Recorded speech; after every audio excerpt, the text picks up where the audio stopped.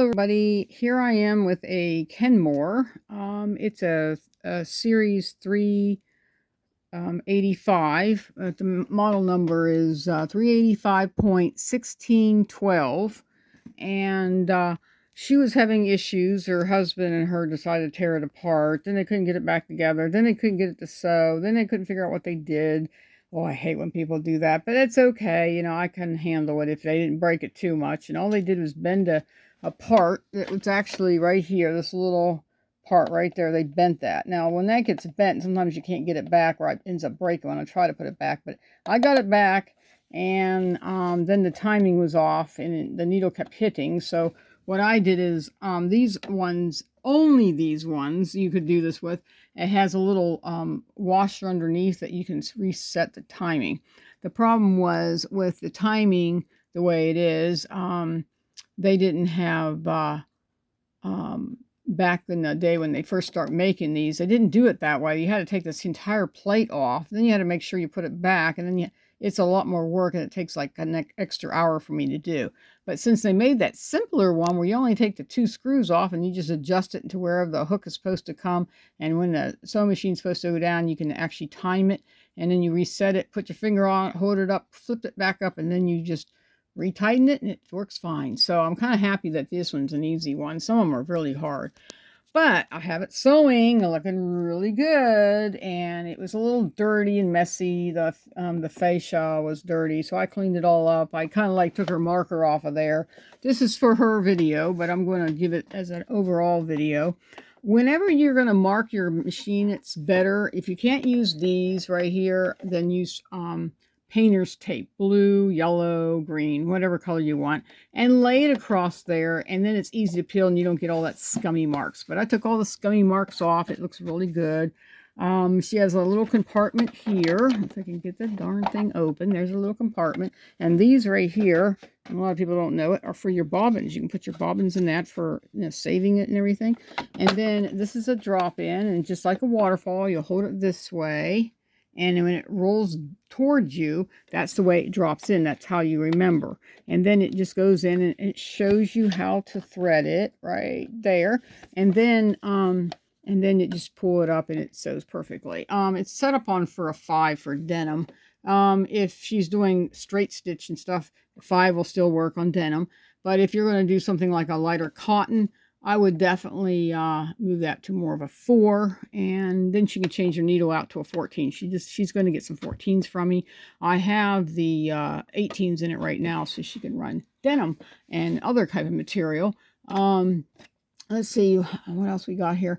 Oh, and how to thread it. Now, she's got a new spool, so you can thread it either or, but I always thread it to the back so I don't forget. Goes this way and hooks up around here. First thing you got to do before you get to that tension, because here I am right at the tension. Stop. You put your foot up. Please put your foot up, you guys. So that will receive that thread going down into the chambers, okay? Because if you don't, then it gets messed up, and then you have more issues. So then it goes down this way and up this way, and then you're through your uptake. You go all the way back, and it goes right into the uptake, comes down, hooks to here, and yes, I do have my needle down. Bad me, okay? And then you put your foot down, you begin to sew. Okay. When you want to make a bobbin, you can use this, and she does have a spindle here, so you can use this or put a spindle here, and then you can it's supposed to be crisscross. They don't crisscross it here, but if you crisscross it, it doesn't jump off. So I always go this way, or actually go this way and crisscross back to your bobbin thingy, and then click it. And then I don't know if this is the poppy kind. Oh, it is the poppy kind. It pops, disengage your sewing machine. When you're done, you pop it back in, and then it will gauge the sewing machine. Sometimes you might have to turn it to make sure it's in, and that's all done there. Oh, that's cool. I like that. I like that in that sewing machine. And then this is your width, okay? And this gives you, right here is your demo. So it's like, instead of having the book open, you can open this up and say, hey, that's my demo. That's where I need to set it. So if you're going to do zigzags. Same thing here. If you're going to do like a 4, it'll tell you what would it recommend, okay? So it's kind of nice to know, you know, what it recommends, you know, what like if you're doing basic stitching and stuff. But I kind of like that. Do I got a spot there? Oh, man, we got to get some stuff and clean that off. That's not supposed to be there.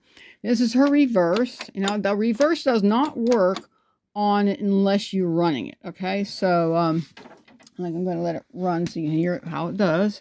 Okay, so you go like this, And it doesn't engage until you hit the pedal, and you can push this down and then it will engage backwards, okay? Some of them don't ever show you they're working if you do that, so you have to be careful on that. And this is her little threader. It's an old threader. You know, this is an old sewing machine. So anyway, but it sews really good. Everybody says, why is it running like that? Because I put a heavier needle in and it's running denim. And denim is a little heavier material. And it does so perfectly there. And sews perfectly there. She's ready for the pickup.